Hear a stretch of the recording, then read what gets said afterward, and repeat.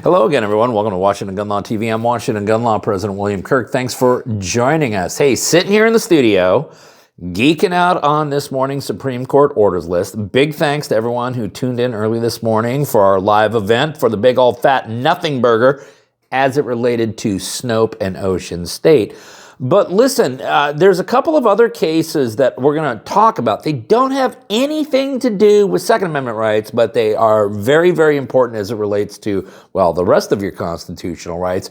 But I think there's some concern that we should take from what happened with these cases today.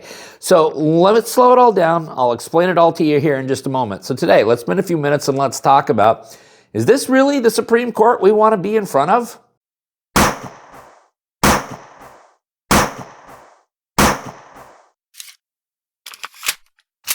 Okay, America, so here's what we're talking about. Every Monday, and in this case Tuesday, due to the holiday weekend, is some cruel joke like Groundhog's Day. We get up super early in the morning and get all gussied up, do a live event, because one of these days we're going to get an answer on Snope v. Brown and Ocean State Tactical, right?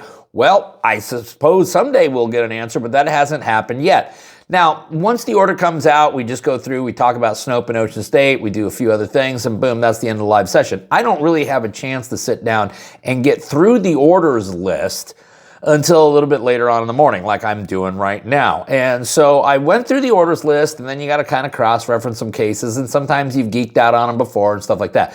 There are two cases that are drawing a lot of attention today out there in the exosphere, and I think they're two cases that we need to be aware of because, as you know, we've already done this video right here, which is like, hey, I think I figured out mathematically how we could lose an assault weapon ban and a magazine ban case in front of this Supreme Court. And then, of course, a lot of you are all freaked out about the ruling that came out in the Vanderstock case, and I understand that.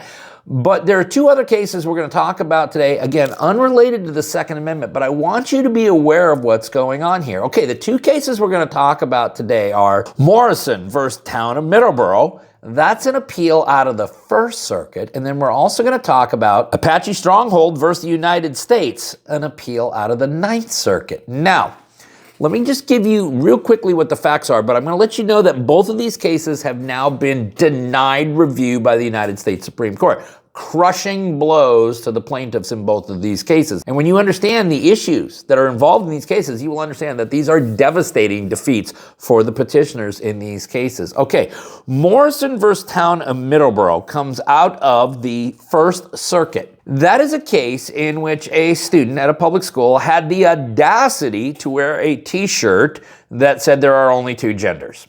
Okay, which is, well, I'm a product of public school. That's at least what they taught me when I went to public school.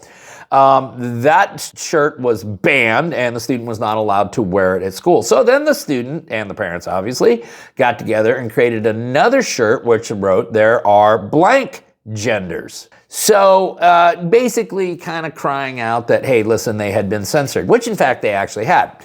And the school, again, crapped their pants and said that that shirt could not be worn as well. So now the lawsuit flies, and what we have is we have a clear violation of First Amendment rights, or one would think so. Now, there's a case out there called Tinker v. Des Moines. I'm not going to get into all of the geek out stuff. But ultimately, as important as this issue may have been, review of that case was denied. And the only two justices which dissented from that denial were Justice Alito and Justice Thomas. Justice Alito, writing in dissent, wrote, "This case presents an issue of great importance for our nation's youth, whether public schools may suppress student speech either because it expresses a viewpoint that the school disfavors or because of vague concerns about the likely effect of the speech on the school atmosphere or students who find the speech offensive." And Justice Alito also pointed out that, hey, the First Circuit had kind of dropped the ball here. The First Circuit held that the school did not violate the petitioner's free speech rights. It held that the general prohibition against viewpoint-based censorship does not apply to public schools. And it employed a vague, permissive, and jargon-laden rule that departed from the standard this court adopted in Tinker versus Des Moines Independent Community School District. Okay, big issue, right? Okay. But why is that so important to us? Well, guess what? We're complaining that there have been, 15 going on 16 conferences on Snope and Ocean State. And yes, there are many people This guy included right here, okay? And I've said this multiple times, so I want to make this clear. I'm on the record of saying this, that, well, you know, geez, we've had this many conferences. One would think that if they're going to deny the petition, that they would have already done so. It seems pretty logical, except guess what? The case I just talked to you about, yeah, it had 11 conferences. It had 11 conferences, and the Supreme Court still ended up denying that petition. Then we get to the other case of Apache Stronghold versus the United States. This is on appeal out of the Ninth Circuit. It, too, was denied review. And the only two justices to dissent from this denial were Justice Gorsuch and Justice Thomas. Now, I want you to listen to what the facts are here so you understand just how important, how immensely important this would have been to the petitioners in this case. For centuries, Western Apaches have worshipped at Chichilbildogatil or Oak Flat. They consider the site a sacred and direct corridor to the Creator. It is a place where tribal members conduct religious ceremonies that cannot take place elsewhere. But see, the problem is the government had other plans for that sacred land. No more. Now the government and a mining conglomerate want to turn Oak Flat into a massive hole in the ground. To extract copper lying beneath the land, they plan to blast tunnels that will result in craters perhaps 1,000 feet deep and nearly 2 miles wide. The Apaches ended up suing under the Religion Restoration Freedom Act, a significant piece of legislation. The Ninth Circuit, in a very sharply divided opinion, had said, nope. This is not a significant infringement upon your religious practices. Yes, we're just getting rid of, perhaps the most sacred grounds that you have, but it doesn't significantly. They balance the infringement on their religious exercise, okay? A case where, again, one would believe that the United States Supreme Court would have significant interest, especially on behalf of the Apache Nation. But guess what? That's right, the petition was denied. And here's the thing. That case had 14 conferences on it. Okay? 14 conferences. All right? So as we sit there and we go, hey, listen, we're going on to conference number 13 or 14 or whatever it is with Snope and Ocean State.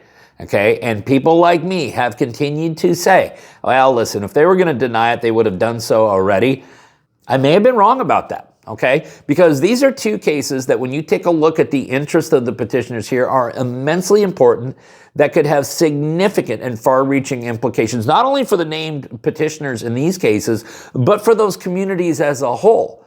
And yet the Supreme Court, after conference after conference after conference after conference, what did they do? They denied that petition. So, are we out of the woods with Snope v. Brown and Ocean State Tactical versus Rhode Island? It appears that we absolutely are not. Listen, we're going to go ahead and link up the Supreme Court orders list down below, so if you want to geek out on it, you can do so. You don't have to take our word for it.